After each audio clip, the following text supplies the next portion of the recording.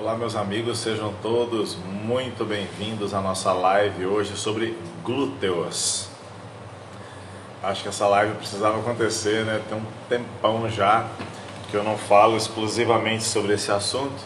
Então, muito bom estar com vocês. Vamos esperar os nossos amigos chegarem. Andrezinho, boa noite.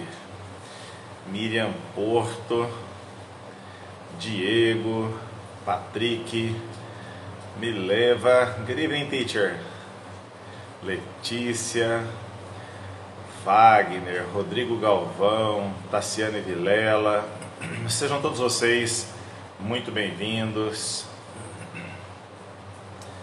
Marta, Rosa Miranda, Lucas, João, Yaná, Pedro Reis, grande Pedrão, como é que estamos? Gustavo Tobara, Mara Cacheta, muito bom ter todos vocês aqui. Eduardo Antunes, Jordana Personal, como é que você está? Grande Jean-Claude, meu irmãozão, obrigado por você ter vindo aqui em Uberlândia no nosso curso. Dani Moura, professor André Adonis, boa noite Tassiane, boa noite Niquinho, Léo Aguirre,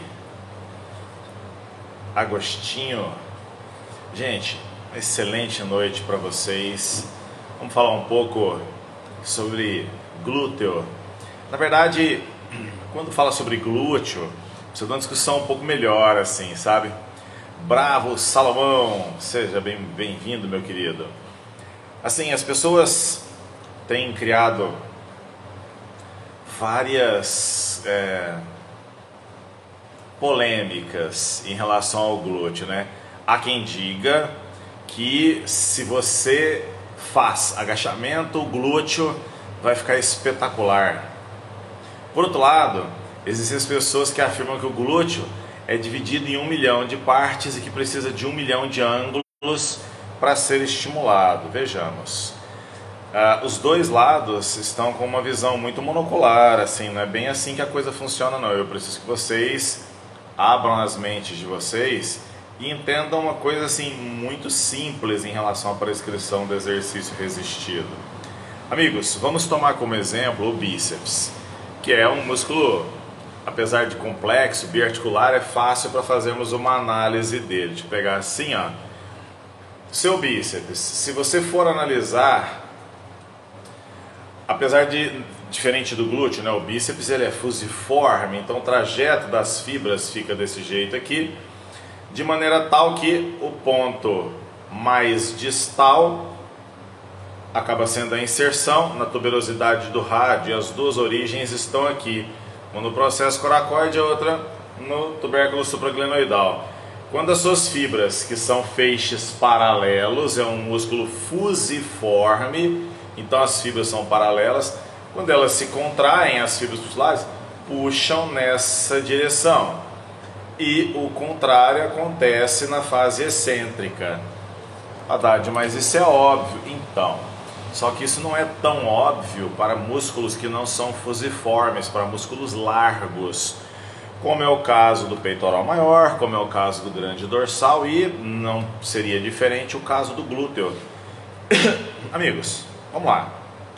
Um pouquinho de anatomia faz bem. Sabe que eu vejo? Quem foi meu aluno e quem é próximo a mim, quem estuda comigo, sabe que eu tenho um hábito de fazer uma afirmativa assim, ó. O bom profissional não é aquele que conhece as inovações apenas. O bom profissional, ele erra menos naquilo que é básico. Todo mundo que anda comigo sabe disso. Eu vejo, infelizmente eu vejo, professores de spinning que conhecem marca de bicicleta, o nome do mix que saiu agora, as músicas novas. Ele conhece luzes, programa, ele conhece os programas de monitoramento de frequência cardíaca, e você fala para ele assim, quantos ligamentos tem no joelho? Ele quase morre, ele tem uma parada cardíaca. E é curioso, porque a principal articulação envolvida na aula de spinning é a do joelho. e é a que ele menos conhece. Apesar de saber tudo do específico, ele erra no que é básico. Então, se você que está aí me ouvindo, se você que é professor, você que é personal trainer, ou você que está aí que é um entusiasta, que ama treinar, se você quer ser bom no desenvolvimento de glúteos, assim como qualquer outro músculo, uma coisa elementar que precisa ter é revisão de anatomia. E eu posso falar para vocês, fui professor de anatomia há quase 10 anos, amigos. Muitas pessoas que hoje vivem de educação física me chamam de professor até hoje. Quase 10 anos dando aula de anatomia, vocês não precisam ter dúvida, eu faço revisão de anatomia quase que semanalmente. Esqueça inervação, esqueça irrigação, não lembro mais como é que é a drenagem de determinados órgãos e por aí vai. Por que esquece? Porque não é lógico, não é fisiológico, é decoreba mesmo. Me desculpe aí os anatomistas de plantão que falam, não, tem que saber. Desculpa, querido, é decorar, tá? Tem que decorar e memorizar, e memorizar, e memorizar, esquece mesmo. Bem, vejamos, você pega seu glúteo, por exemplo. A origem do glúteo ela é muito ampla, né? Você, tem origem no ilho, tem origem no sacro, tem origem na aponeurose tóraco-lombar, que algumas pessoas chamam de fáscia, mas aquilo não é uma fáscia, é uma aponeurose, é um tendão alargado, um tendão espesso, né?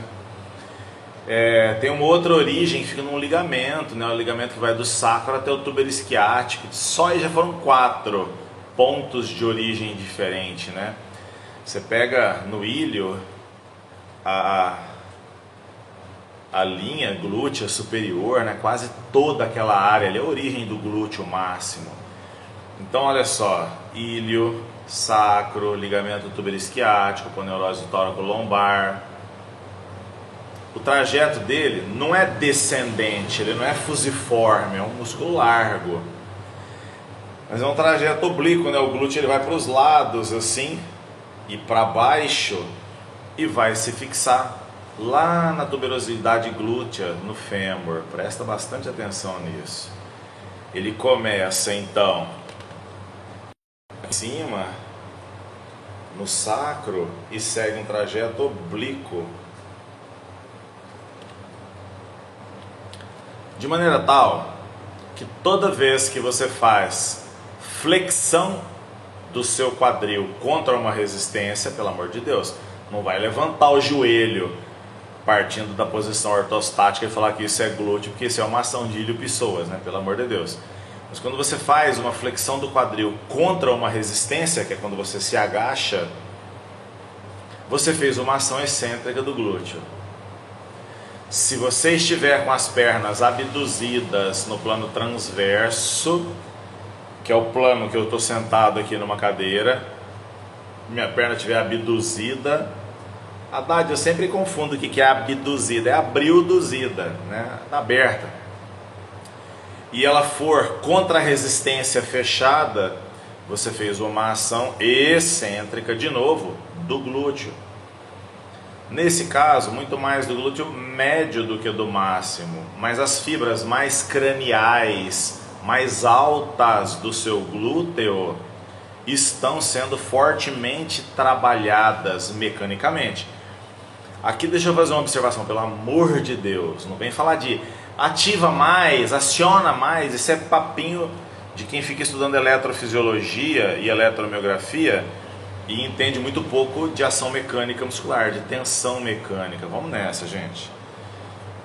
Você tem uma ação excêntrica quando flexiona contra a resistência, você tem uma ação excêntrica quando você aduz contra a resistência.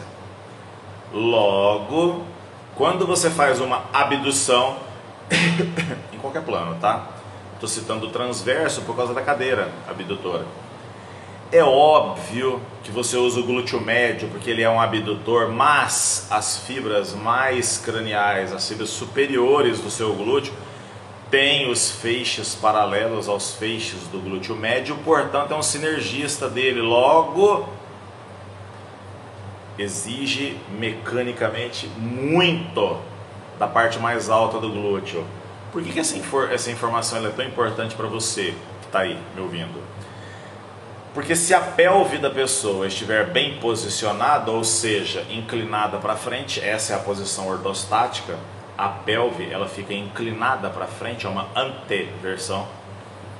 E você tiver o glúteo, a parte mais alta dele hipertrofiada, você vai ter o aspecto do bumbum empinadinho que as pessoas sempre acham muito bonito. Ora, veja bem, eu estou te mostrando uma situação, apenas uma situação, onde você já consegue resolver um problema estético. Mas entenda, você ainda ganha muito de estabilização de quadril, porque você fortaleceu dois sinergistas importantes que estabilizam o seu quadril, glúteo médio e glúteo máximo na parte superior. Tudo bem até aqui? Joia. Novamente, para de falar de ativação. O músculo o glúteo é um músculo.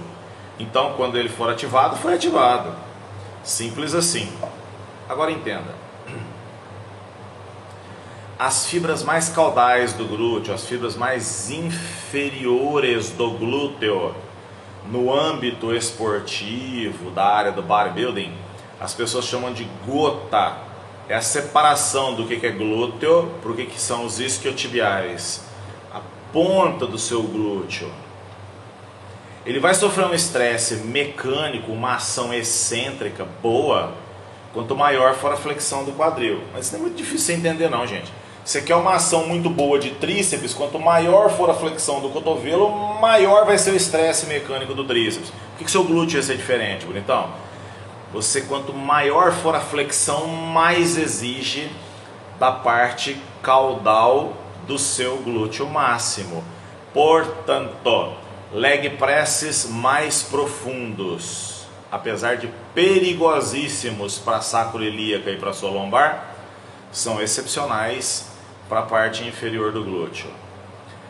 Os agachamentos mais profundos, para quem consegue fazer, para quem tem mobilidade articular na coxa femoral, show de bola, para que você consiga um grande estresse mecânico nas fibras inferiores do glúteo. Afundos, show de bola. Mas assim, os afundos, eles são espetaculares para que se gere uma tensão mecânica forte no glúteo máximo, com ênfase na porção mais caudal, na parte inferior, na gota que as pessoas tanto almejam. Só tem um probleminha. Afundos é um exercício que mecanicamente é muito difícil de ser feito. A forma correta para se fazer o afundos, quando você, que é o executante, olha para baixo, você enxerga o seu pé quase que inteiro. Esse é o correto. Se você estiver fazendo o afundos e quando descer você não conseguir enxergar o seu pé, é porque o seu pé da frente, o pé anterior, está muito embaixo do quadril. Logo, você vai fazer uma flexão muito grande de joelho e não uma flexão muito grande de quadril. Se torna ótimo exercício para quadríceps e muito fraco para glúteo. Então vai fazer o afundos, o pé da frente tem que ir lá para frente. Já começa por aí. Segunda coisa, a perna que está sendo treinada é a da frente, não é a de trás. Então por que você está tremendo o seu pé de trás de tanta força que você está fazendo? Porque o exercício está errado. Agora, amigos, se fosse possível você deslocar o seu corpo para trás ao fazer o afundos, você ia gerar um torque muito grande, porque o braço da resistência dessa alavanca aumentou. É daí que surgiu o recuo, que é o exercício que eu ensino aqui no Brasil desde 2003 para o pessoal que quer fazer, ao invés de fazer o lunge, uma passada para frente, fazer a passada para trás. Agora, nem todo mundo tem essa capacidade coordenativa para fazer o recuo. A pessoa acaba que pisa no chão e depois ela desce fazendo força no pé de trás. Ué, você só vai conseguir machucar a patela da perna que está atrás. O recuo é feito sem pisar no chão. Só quando você está lá embaixo que você apoia o pezinho no chão. Então não é para todo mundo, tem que ter muita força. É por isso que eu sempre vou recomendar para vocês fortemente o agachamento búlgaro, que é o agachamento unipodal, com o pé de trás apoiado num lugar mais alto. O Haddad, qual que é a vantagem do pé estar apoiado num ponto mais alto? Isso é simples. Quando você for agachar e o seu pé de trás está apoiado num ponto mais alto, ele faz uma alavanca que te puxa para trás. O seu quadril se desloca para trás. Dessa forma, você faz uma excêntrica muito forte de glúteo. Então entendam. O agachamento é bom? É bom, mas nem todo mundo tem o benefício da parte inferior do glúteo ao agachar. Afundos é bom? É bom, mas muita gente faz força com o pé de trás. E o agachamento búlgaro? Não tem jeito, ele sempre vai dar certo, né? Esse final de semana que passou, tivemos um curso aqui no estúdio, curso presencial, foi um barato, os nossos amigos estavam aqui e muitos artigos de 2021 e de 2020 foram apresentados, mostrando os ganhos de se fazer o afundos no formato de um agachamento búlgaro. Amigos, o glúteo é um músculo que, se o exercício estiver sendo feito usando a técnica correta, sempre fica pesado. E as séries acabam se tornando curtas, menores do que 12 repetições. Agora, entenda. De nada adianta você fazer o exercício que você tem facilidade. Você precisa fazer o exercício que você realmente necessita. Sabemos hoje que um dos exercícios que mais exige do vasto lateral e do glúteo médio, portanto a asa, né, aquela parte superior do bumbum, são os step-ups, subidas no caixote. E é um exercício muito chato de fazer, todo mundo aqui deve concordar comigo. Então, mas se você fizesse o step-up em bisete, com o agachamento búlgaro ou com o recuo no Smith, você teria feito uma combinação espetacular para a parte cranial do glúteo e para a parte caudal do glúteo numa mesma série. Nossa, Haddad, mas como é que é isso? Bom, isso eu vou mostrar para vocês no dia 18 no nosso curso. Então, estejam atentos. Primeira vez que vai ter um curso online, 3 horas de duração falando só de glúteo, né? E aí, lógico, esses artigos que eu estou citando para vocês, eles vão ser apresentados e aí eu vou discutir, vou me basear em fotos, porque não dá para fazer prática de verdade, né? Quando o ensino é remoto, né? Fica mais complicado. Mas eu vou fazer uso de fotos, de imagens que são utilizadas nos meus cursos presenciais para que vocês consigam acompanhar. Ô gente, o primeiro curso que aconteceu aqui no estúdio foi em 2008. Muita gente mandava e-mail, naquela época era e-mail, viu? Falando, pô, Haddad, é muito longe, não dá, fica muito caro, hotel, passagem de avião. Já recebi gente aqui de São Luís, já recebi gente aqui de Dourados, de Bonito, de Caxias do Sul, já recebi gente de tudo quanto é lugar. E reconheço, realmente é muito caro. Nas primeiras edições do curso eu não morava aqui no estúdio, então os amigos de Goiânia, de Brasília, eles vinham e ficavam hospedados ali, lá em cima tem 5 suítes, eles ficavam hospedados ali. Isso já ajudava a baratear o investimento deles, mas é impraticável, né? Não é uma coisa que dá certo. Aí a nossa ideia sempre foi, pô, tinha que ter um mecanismo e tudo mais, só que eu não sabia como fazer. Então no dia 18 vai ter esse curso online. Ô gente, deixa eu explicar uma coisa para vocês. A ideia não é ficar discutindo nhenhenhé da eletromiografia. A ideia é que você vai assistir o conteúdo e você na segunda-feira você já vai começar a transformar vidas. Eu espero que transforme primeiro a sua, tá? Que você de verdade pare com essa conversa de que agachamento é o melhor exercício do mundo para glúteo. Eu agachava com 240 quilos, não resolvia? Ah, Dade, seu agachamento era ruim. Ruim? Não, você está enganado, está enganado. Até hoje, eu não devia agachar, eu agacho muito bem, desce novinho, e vou que vou. Mas, por questões anatomofuncionais, posicionamento de quadril e enfim, o trabalho real que é feito pelo glúteo não é lá grande coisa.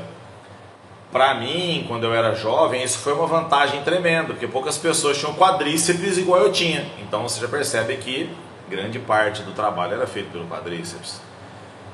Ao começar a praticar exercícios como passadas, afundos, recuo, agachamento búlgaro, outra técnica surge.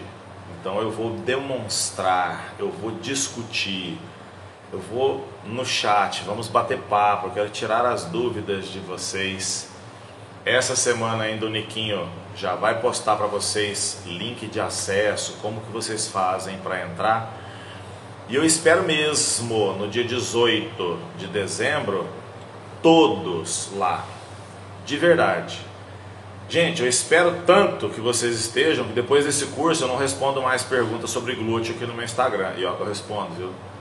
É o dia inteiro, os amigos tirando dúvidas e tudo mais. E eu sinto o maior orgulho, de verdade, é um privilégio saber que as pessoas confiam no trabalho. Mas de glúteo eu não vou responder mais não. Eu espero mesmo que a gente consiga sanar todas as dúvidas.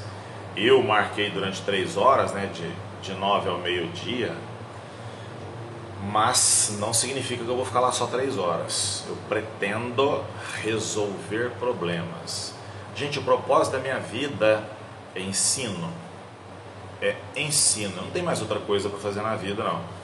Né? O pessoal fala assim, ó, que o homem, depois que ele escreve um livro, planta uma árvore, ele cumpriu todas as coisas que ele tinha que fazer. Ah, então tá tudo certo.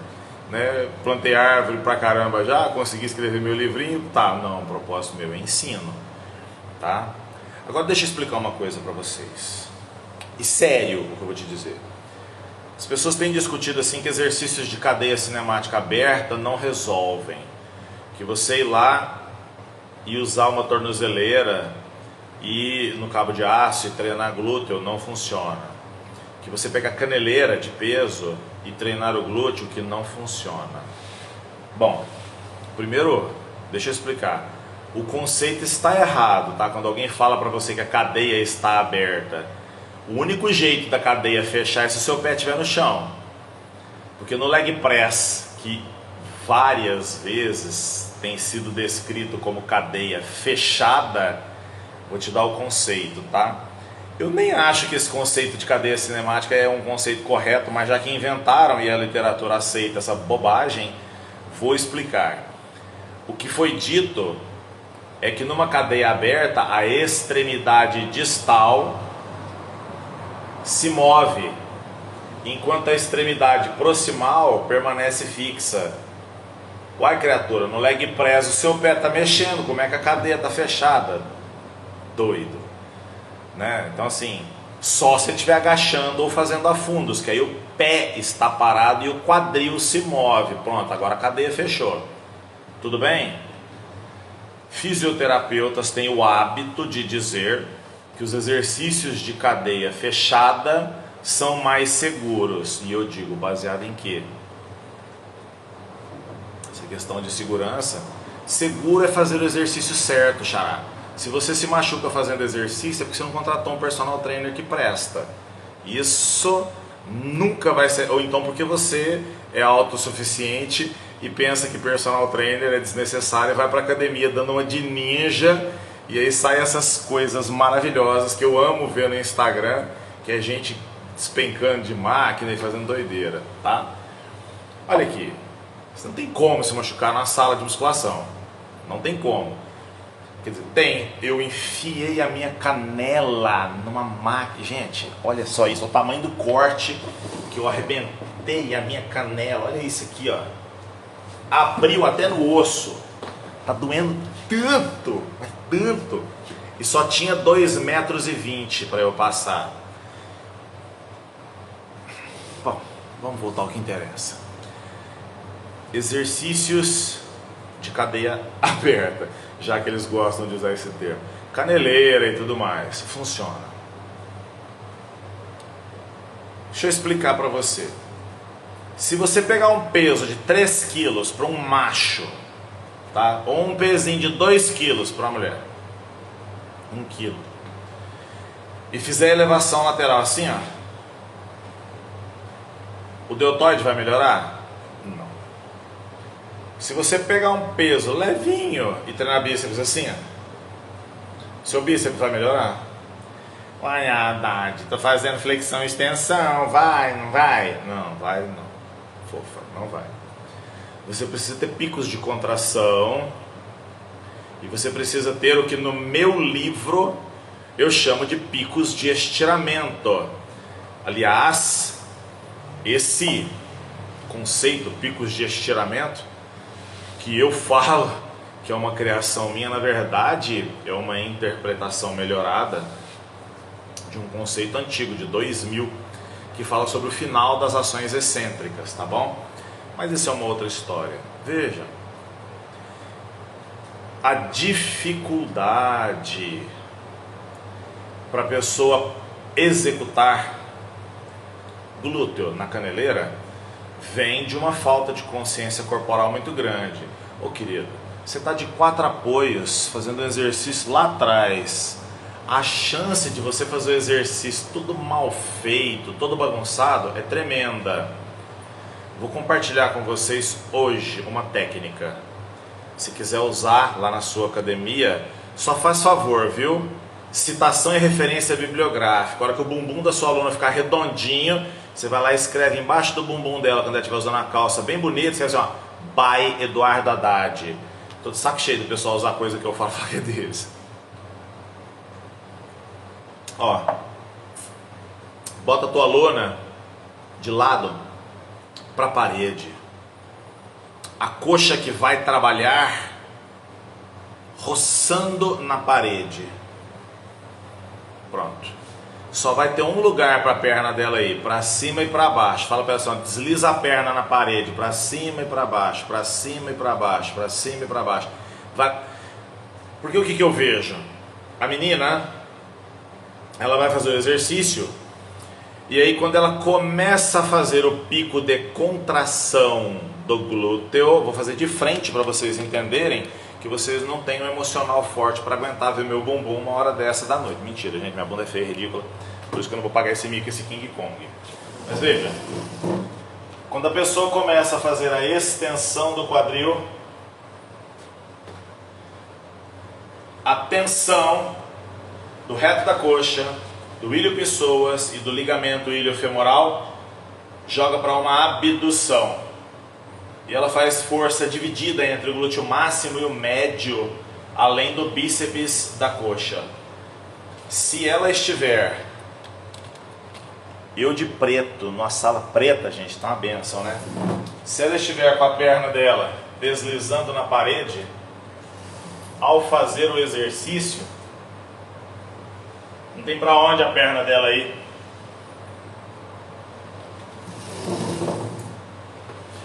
Antes de passar para o seu aluno, faça em você. Depois você me conta. Isso é uma técnicazinha simples. Eu devia ter 19 anos quando eu passava isso para as alunas da academia. Estou falando de uma época que nem todo mundo fazia agachamentos pesados. E todas as minhas alunas sempre tinham o bumbum certinho, porque fazia a execução boa, movimento muito bem feito. Pico de contração é o que a caneleira te dá. Ela te dá um pico de estiramento? Não, é impossível. Quando as fibras do glúteo forem se alongar, o torque desaparece, o joelho vai apontar para baixo, perdeu a carga do glúteo. Mas vem cá, tem um monte de exercício que isso acontece. No crucifixo de peito, que é um bom exercício, você perde o torque aqui em cima. Isso é normal, tem um monte de exercícios. Puxadas, quando você está aqui em cima, perdeu o torque. Gente, isso é normal. Você não vai fazer apenas um exercício para o glúteo de uma mulher que tem a bunda parecendo a traseira de uma Kombi, reta, chapada. Você vai fazer agacho, você vai fazer a fundo e também os exercícios de cadeia aberta, por que não? Ou você acha mesmo que você vai treinar sempre aqueles mesmos exercícios? Não dá certo, né?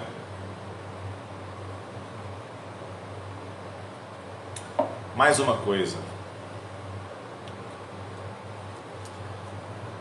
Se você é um profissional que trabalha com estética, e eu trabalho com estética associada a desempenho e saúde, faz questão que todos os meus alunos, com o passar do tempo, consigam fazer barra, agachamento, flexão, abdominais. Eu gosto de desempenho. Eu acho importante a pessoa ser forte, resistente, mas eu gosto do belo também, de você olhar e falar, nossa, que costas mais caprichadas, hein? Olha esse ombro redondinho, bacana, o bíceps desse bicho, que tríceps bacana, eu gosto disso. Por isso, eu sempre associo, desde o início do programa, desde a fase básica, da fase de adaptação neural 1, que é quando você está ensinando os movimentos para a pessoa, eu já gosto de passar exercícios especiais como afundos. Não vou pegar uma pessoa destreinada, sem coordenação, que tem 2 pés esquerdos, não sabe nem a hora que está com fome, e botar essa pessoa para fazer uma caneleira. Não faz sentido, né? A elevação lateral para ombros dá certo porque a pessoa está olhando para o espelho. Experimenta virar o seu aluno iniciante de costas para o espelho, não sei se vocês já tiveram essa curiosidade. Eu, como dou aula de neuro, eu viro e mexo, eu testo o sistema nervoso dos meus alunos. Coloque em cima de plataforma de equilíbrio e fala, olha para cima, olha para baixo, olha para trás, fecha seus olhos, para eles terem percepções diferentes do movimento. Se você pegar o seu aluno fazendo elevação lateral e virar ele de costas, ele já não sabe mais se os braços estão na mesma altura, se tem um mais para frente ou mais para trás. Ele depende do espelho, mas o espelho é fácil, se você está em pé fazendo elevação lateral. Como é que você faz isso na caneleira que você está de 4? Entendeu? Tá vendo nada, você está chutando para trás, difícil de fazer. Tudo bem até aqui? Show. Ah, tem máquina que faz a simulação? É, tem, poderia até usar. Mas nunca testei isso, nunca vi estudos que testaram isso, ok? Bom, eu vi aqui, eu estou conversando, de vez em quando eu olho aqui as perguntas que estão subindo, tem umas que são muito grandes e tal. Vamos lá. Hip thrust, elevação de quadris. Amigos, eu faço e não sinto nada. Ué, mas o que você faz? 3 de 10?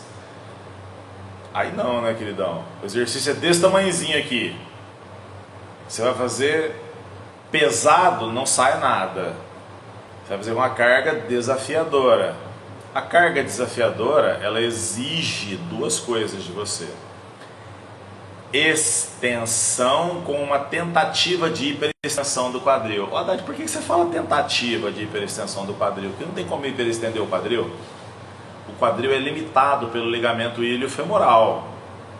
Ele não deixa você fazer hiperextensão. Então você testa e tenta fazer a hiperextensão. Como que você sabe que o seu aluno conseguiu fazer isso? Você olha de lado no quadril dele. Se apareceu uma depressão lateral no bumbum, fez um buraco ali do lado do bumbum, ele apertou o glúteo. Não fez, ele não está fazendo força.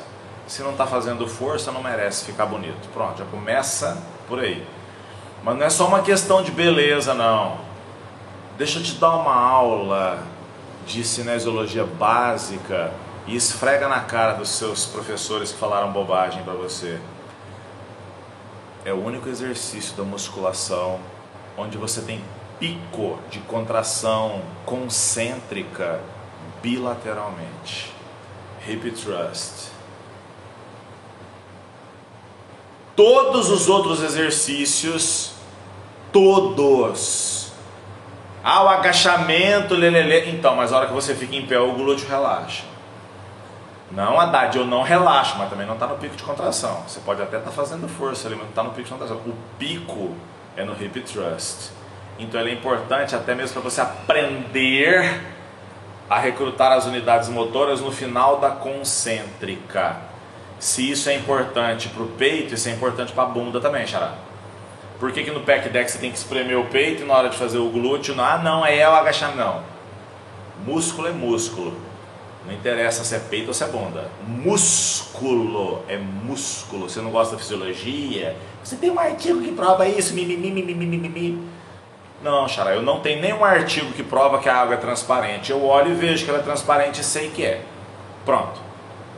Vamos deixar de mimimi, né? Por favor, tem coisa que não dá. Então, em 2021, vários artigos compararam hip thrust com agacho, hip thrust com afundos, hip thrust com agachamento búlgaro, hip thrust com step-ups. E uma coisa interessante, durante o final da concêntrica, ou seja, quando o quadril está estendido, a bunda está encurtada, pico de contração, o hip thrust foi superior a todos os outros exercícios. O hip thrust foi superior a todos os outros exercícios. Haddad, você está querendo dizer que ele é mais hipertrófico do que agachar? Não, isso é o seu cérebro limitado que entendeu. Eu disse que ele tem pico de contração concêntrica que os outros exercícios não te dão. Ponto. Se ele é mais hipertrófico ou não, depende de quanto arroz com feijão e carne você come. Vamos conversar sério, para de bobagem. Então aqui, ó. Onde que as pessoas erram? Na maioria das vezes. Se é que eu entendo assim que tem jeito de fazer errado um movimento tão simples igual levantar a pelve. Eles deixam os joelhos muito fechados. Nisso, você tem uma tensão muito grande de reto femoral, tensor da fáscia lata e ligamento tracto iliotibial.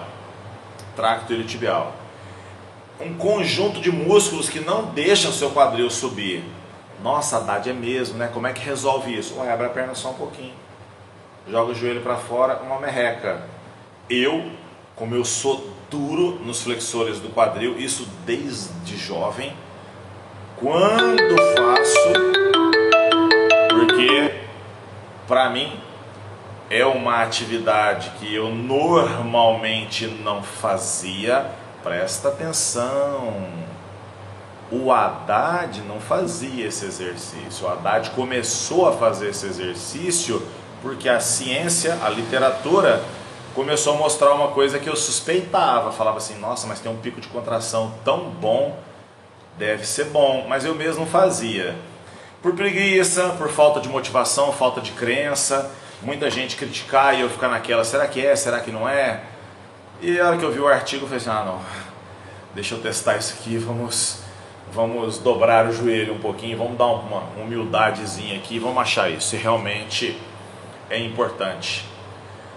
Para outra coisa que ele é importante, é que ele é uma reabilitação extraordinária que você faz de lombar mais baixa, L4, L5 e S1.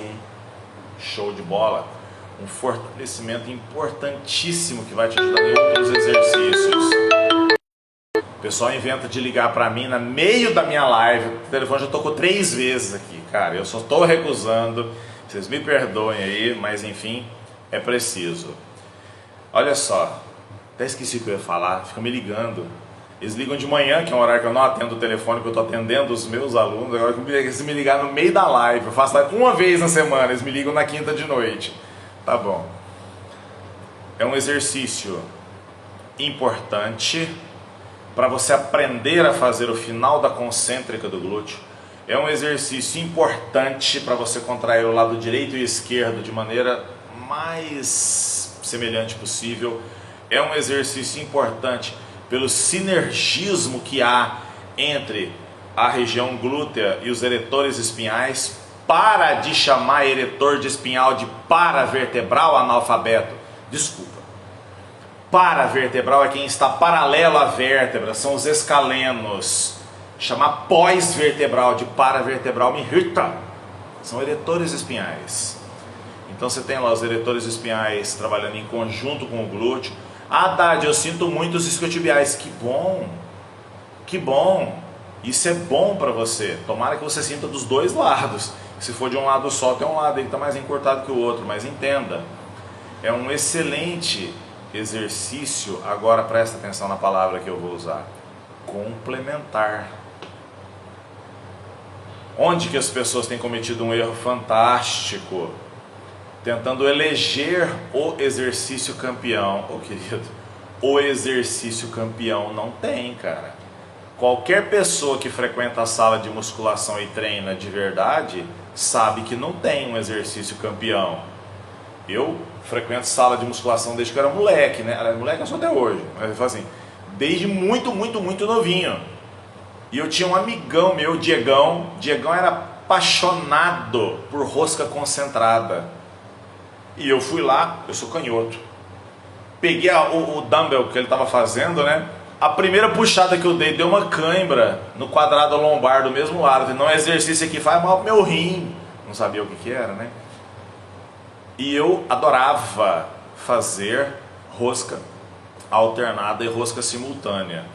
Tanto é verdade que a primeira vez na vida que eu fiz uma rosca direta eu já tinha 20 anos. Eu passei dos 9 até os meus 20 anos treinando com dumbbells. Depois é que eu fui pegar barra, já morava em Minas Gerais, já morava em Uberlândia. E aí foram lá me passar uma rosca direta, maldição, né? Aconteceu que todo mundo já teve aqui, que foi uma tendinite do extensor ulnar do carpo. Enfim, entendam, os exercícios que são prescritos por um benefício que todos têm, entretanto alguns se adequam mais à sua coordenação motora e às suas variações anatômicas. Tem gente que faz agachamento e não sente nada. Eu vou citar o exemplo do 6 vezes campeão do Mr. Olympia, Dorian Yates, que falou isso aí publicamente, escreveu em revista e citava isso em todas as entrevistas que ele dava. Eu não faço agachamentos porque eu não sinto nada além da minha lombar. Ô bicho, se um cara que foi Mr. Olympia 6 vezes está te dizendo que ele escolhe não fazer aquele exercício, ele diz, naquele não agachava, claro que ele agachava, mas não era o principal exercício dele, ele preferia fazer hack, leg press, extensora, entende? Será mesmo que não cabe aí a sombra de uma dúvida e falar assim, nossa, é mesmo, né, cara? Pensando bem, eu tenho um leg press articulado lá na academia, todo mundo fala que é bom, eu faço e não sinto nada. Eu tenho um hack e o pessoal sente a lombar e eu me sinto super bem. Você só precisa procurar o exercício que no seu físico é o campeão. Aqui no meu estúdio eu tinha um leg press, eu chamava ele de Fuscão Preto. Era um leg press, devia ter uns 500 anos aquele leg press, 550 anos. Era um leg press todo feito na solda, zoado, avacalhado, devia ter uns 30 rolamentos nele assim. O bicho mexia todo, mas a posição da plataforma dele era perfeita, perfeita. O meu quadríceps parecia que ia explodir fazendo aquele leg press. Foi retirado do estúdio por uma questão comercial. Botar um leg press bonitinho aqui, porque o público me acha aquele outro mais bonito. Não sinto nada no leg press que eu tenho, só sinto o ligamento patelar. Prefiro fazer o meu leg vertical, prefiro fazer o meu hack. Comprei um agachamento agora diferenciado aqui para o estúdio. Já estou agachando de novo com 200 quilos, porque as máquinas estão ajudando demais. Mas entendam, não tem um exercício que seja o exercício campeão. Ah, o agachamento é o melhor exercício do mundo para glúteo. Pergunta para o Tom Platz, que tinha o bumbum achatado. Conheço um monte, mas um monte de moças que fazem agachamento, o quadríceps cada vez melhor, o bumbum cada vez mais estranho, mais quadrado. Dessa forma, é importante que você reflita e é importante que você decida. Esse final de semana e a semana que vem, juntem-se a mim no dia 18 de dezembro. Cara, Se você perder, você vai escutar tanto não, mas tanto não. Haddad, estou com uma dúvida no glúteo. Eu vou falar assim, problema seu. Oi, gente. A ideia hoje era dar uma pincelada em aspectos importantes sobre os exercícios de glúteo e apontar um norte já para vocês chegarem no dia 18 com dúvidas mais reais, né? Às vezes a pessoa chega tão desinformada, eu olho e falo assim, nossa, ele podia ter participado da live, ele podia ter assistido a live que eu vou deixar salva no IGTV, para ele ter dúvidas importantes, concretas, né? E quando você pergunta para mim, você acha válido esse exercício? Um dia um menino perguntou para mim, Haddad, você acha importante usar cinto para fazer musculação? Eu olhei, pensei assim, cara, será que o cinto está muito longe do braço dele? É só ele esticar o braço, colocar o cinto e fazer o treino que ele faz todo santo dia de cinto. E aí ele vai ter uma percepção se vale ou não vale a pena usar o cinto. Não, tem que ficar escutando discussões de pessoas que têm 29 de braço, nunca treinaram e nem gostam de quem treina. Presta atenção nisso que eu vou te ensinar agora. As pessoas que falam mal deste ou daquele exercício, presta bastante atenção. Geralmente, não é uma via de regra, geralmente não gostam de exercício.